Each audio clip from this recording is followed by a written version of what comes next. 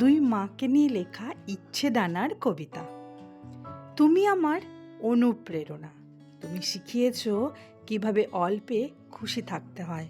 তুমি শিখিয়েছ কিভাবে সামান্য খাবারকে ভাগ করে খেয়ে তৃপ্তি পাওয়া যায়।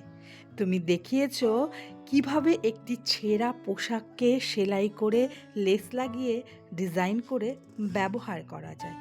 সেই পুরনো দিনের বেগুনি রঙের সাউথ ইন্ডিয়ান সিল্ক, যেটা আলমারিতে থেকে থেকে ঝাপসা হয়ে গেছে, সেই শাড়িটিকে টিপ টপ করে পরে তার সৌন্দর্য বৃদ্ধি করা যায়।